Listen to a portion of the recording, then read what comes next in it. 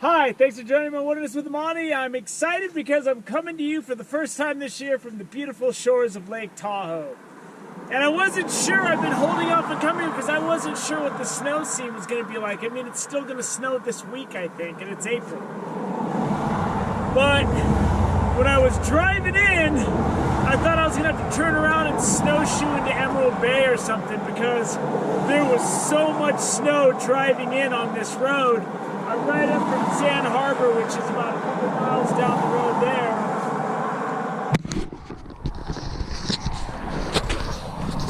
This gets a lot of sun exposure and there's barely any snow at all, so it looks like one way or the other I'm going to be able to fish here today. There's just enough snow right there so I can put snow in my cooler in case I catch a nice rainbow to eat. So I'm gonna start hiking down. I thought for sure I'd have to at least pass a couple big sketchy patches of snow hiking down here because it's steep. But to my satisfaction and delight, that simply isn't the case, so let's go fishing. It's wet, but it is smooth sailing climbing down this. So that's where I usually fish. That's where I'm gonna head. I just have a spot where I know there's not a lot of snags. There's probably some really good spots to fish over here, but it's really shallow in that cove, which this time of year might not be the worst thing in the world.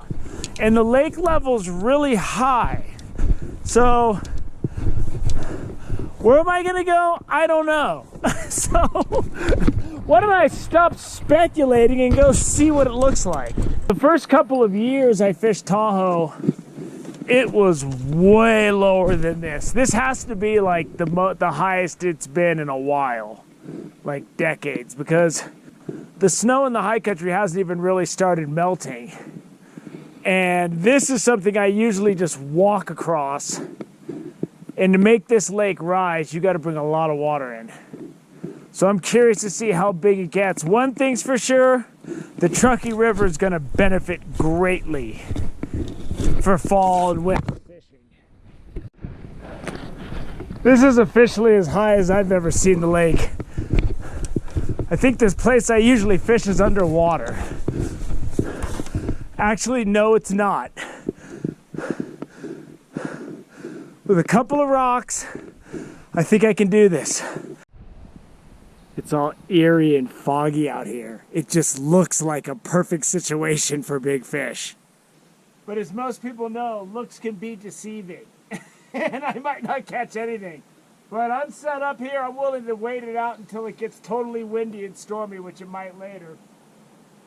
If you want to see how I'm rigging up, I'm using full inflated crawler, power bait. Go to my fishing tips playlist. You can access it on my channel homepage really easy.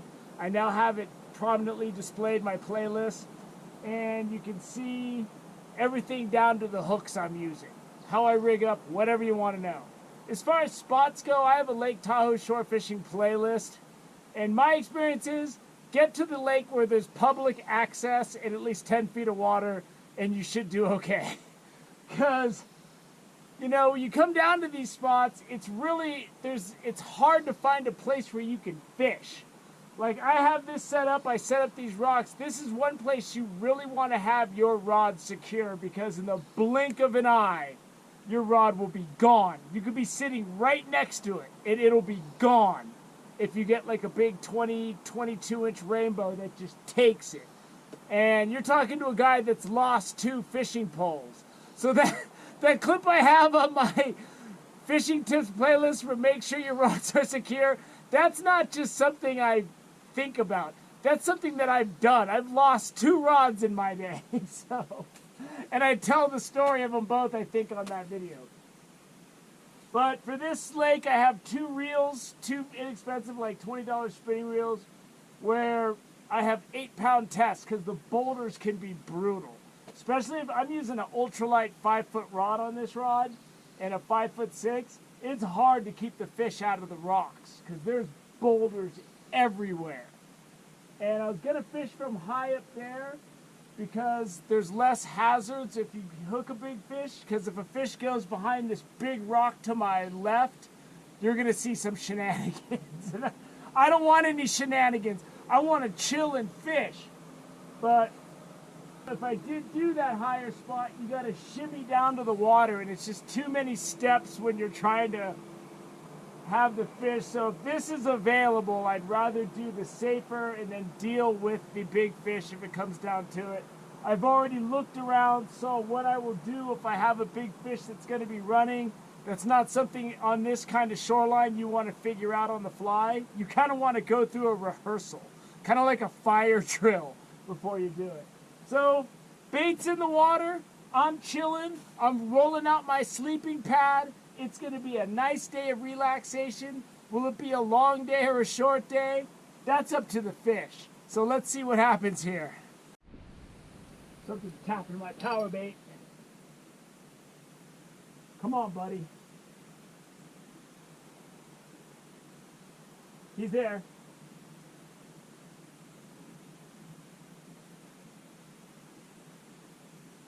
Come on, I want to play checkers, not chess here, buddy.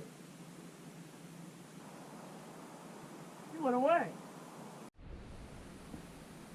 One's on the power bait. This is the third time one's been on the power bait, so I don't know.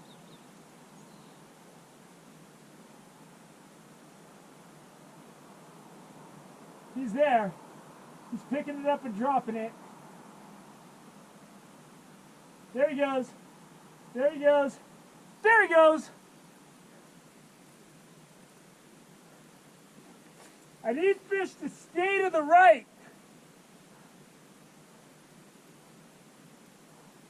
This could be dinner, but it ain't no day ender.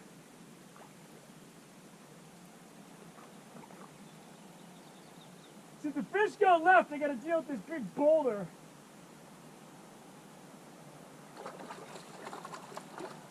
See what we got here. I'll let him go if I can, but I'll eat this fish.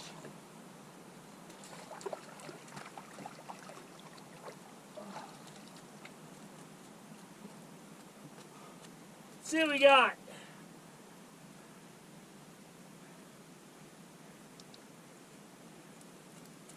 The hook is already out of the fish's mouth and in the net. So I'm gonna let this fish go. I'll show him to you really quick. I'll get my hand wet on the net. It's a beautiful rainbow, he's just not very big. And the hook is already in the net. So that's why I use these size 18 treble hooks. They come out really easy. That's a perfect size for eating. So when I complain about not having food because I let this fish go, then laugh at me. But I'm gonna go let this fish rest in the water for a little bit because he's been out, and then I'm gonna let him go so I can get him when he's over 20 inches. Man, I almost lost that fish. The hook was out of his mouth by the time it was in the net, so. This fish right here would be a nice dinner though. But I'm gonna get greedy and go for something bigger instead, so I'll probably end up with nothing. Alright, I gotta bring my rod because my rod's caught in the net. He's ready to go. There he goes. Boom, straight back out. Here's another view of awesome giant planes flying by low. I'm fishing Lake Tahoe today. And these dudes are enjoying the view just like me. Except they got quite the bird's eye view. That's awesome. All day I've been getting bites and they just go away.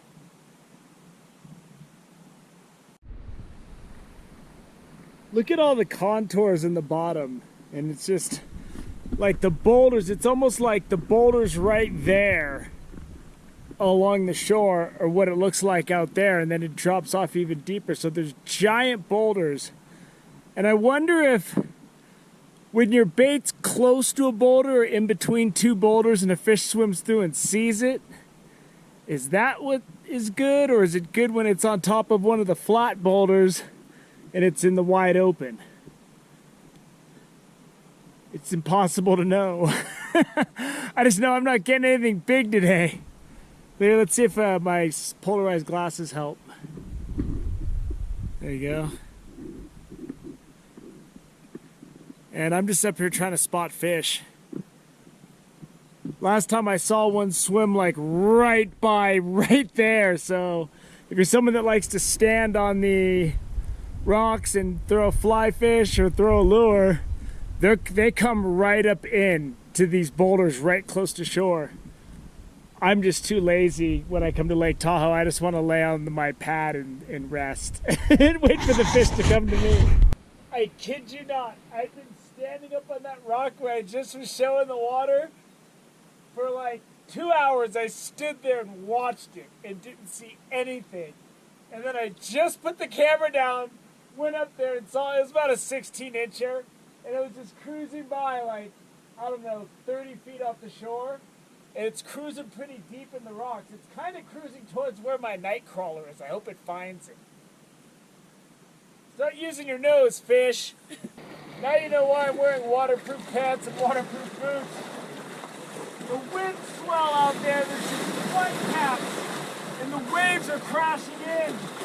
I'm gonna move up top, fish for a couple more hours, I think. There's nothing to get into except for traffic right now, so might as well fish a little bit longer.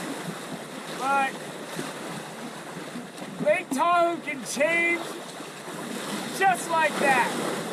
And the wind isn't even right here, it's way out there. But I'm gonna move. This is getting ugly.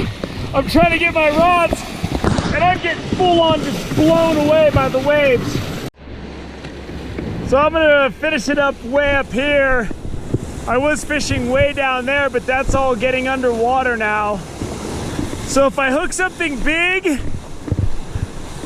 I'm gonna have to figure it out in a hurry. I got an idea what I'm gonna do, but the waves are just covering. The waves are breaking over that big boulder right there, like completely. There's like 4-foot sets coming in. And it's not windy here at all. It's out there, you can see the white caps. I'm in like a big cove, so the wind's just sweeping that way or that way, and the wind swell is just pumping in, man. I'm getting hits. I've already shot my conclusion. Oh, I missed him. He wasn't very big. No, I got him. I got him. This could be dinner. I don't know how I'm gonna do this yet. I think I gotta go down here. Oh man! He's running! He's running! He's running! All right, where's he at? Where's he at? He's all wrapped up in the rocks. I gotta get him over these rocks. He's little. He's small. He's small. All right, he's dinner size though. I'm eating this fish. Ah! The wind brought him right into the net. Ah! There he is. I got one. I already shot the conclusion. I was getting ready to leave because it's getting all stormy. I'm gonna eat this fish for dinner, man. That's a good meal. He's not huge, he's like 13, 14 inches, but that'll be a good meal. 14.5 inches, it's about the size of the first one. It's not the big rainbow I'm looking for, but I'll eat this tonight. And those are some good looking fillets, man. That's gonna be a really good dinner. I probably should have went straight down there on this line and landed the fish down there. I was just worried I was gonna get blasted by a wave and thrown into the water. You don't wanna get thrown in that washing machine in there, boy, let me tell you. Instead, I put my rod up high and came down here, and the fish swam on that side of the boulder, and that's why I thought I was gonna lose it. But that's gonna wrap it up. Landing that fish was nothing. I think if you go to my Lake Tahoe shore fishing playlist, I land some pretty decent trout in water like this, and it's sketchy. And then, like I said, when I wear my waterproof stuff and it's all calm and glassy, you might think to yourself, why does he gotta have so much waterproof boots and stuff? Because I fish enough Lake Tahoe to know it changes, and it changes quick. I think the window to fish Lake Tahoe this year, like last year, is gonna be really short. I looked for crawdads and minnows, there's none yet. And that's what the big trout are usually in here feeding on, because the water's still so cold, because winters come so late this year. And, you know, the time where the water gets the right temperature for the crawdads and the minnows to when it warms up too much, the surface water, and there's tons of people on the lake, it's going to be really narrow. So I'm going to hammer this the next few weeks, I think. Emerald Bay is coming next, I think. I don't know, though. I might just come back here. I don't know what I'm going to do day to day. Anyway, this was a great time out at Lake Tahoe. It's only lightly breezy here. All this is coming from way over there. So it's all good. A little stormy. I used to fish stuff like this off the rocks in Princeton and Half Moon Bay when I was in high school all the time. Thank you for joining me on this great day out at Lake Tahoe on Wilderness with Amani. Until next time.